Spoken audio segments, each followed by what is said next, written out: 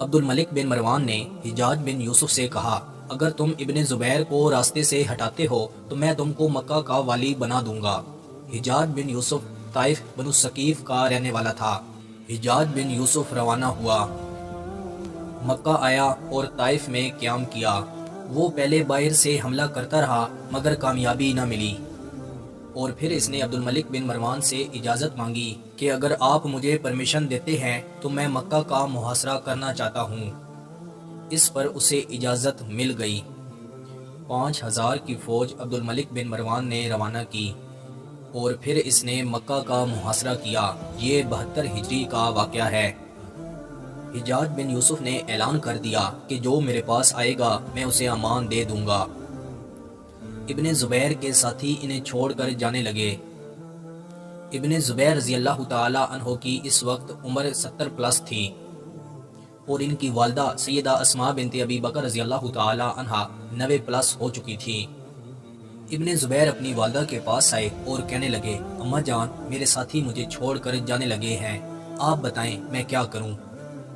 ان کی والدہ نے کہا بیٹا اگر تم حق کے لیے جنگ لڑ رہے ہو، جن تمہارے ساتھیوں نے جان دی ہے انہوں نے حق پہ جان دی ہے، اور اگر تم اب پیچھے ہٹو تو یہ بات غلط ہے۔ میرے بیٹے اگر تم حق پہ ہو تو ہار جیت کو چھوڑو، بس آگے بڑھو، میدان میں رہو۔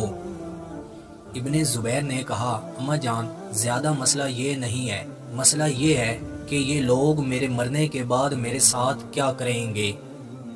قربان جائیں ان کی والدہ کے جواب پہ۔ انہوں نے کہا بیٹا جب بکری کو ذبح کر دیا جاتا ہے پھر اسے تکلیف نہیں ہوتی، کھال اتارتے وقت اسے تکلیف نہیں ہوتی۔ ابن زبیر اپنی والدہ کے جواب سے خوش ہوئے اور اپنی والدہ کو گلے لگایا اور پھر میدان میں اترے، بہادری سے لڑتے رہے اور پھر ان کی شہادت ہوئی۔ حجاج بن یوسف نے ان کو سولی پہ لٹکا دیا۔ جب ان کو شہید کیا گیا تو اس وقت حجاج بن یوسف کی فوج نے نعرے لگائے۔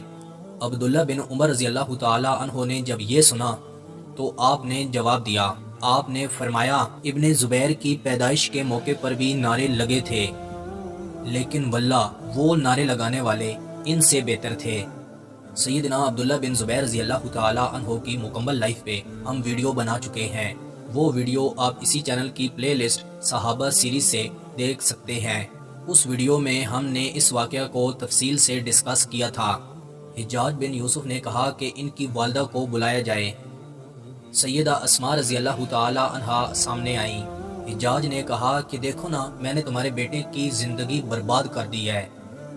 سیدہ اسماء بنت ابی بکر رضی اللہ تعالی عنہا نے جواب دیا اس نے تیری آخرت برباد کر دی ہے۔ اور سیدہ اسماء رضی اللہ تعالی عنہا نے فرمایا حضور صلی اللہ علیہ وسلم نے فرمایا تھا بنو ثقیف میں ایک ظالم اور ایک کذاب پیدا ہوگا، ظالم تو ہی ہے۔ حجاج بن یوسف بڑا ظالم شخص تھا۔ حجاج بن یوسف کی لائف کو ہم الگ سے ڈسکس کریں گے۔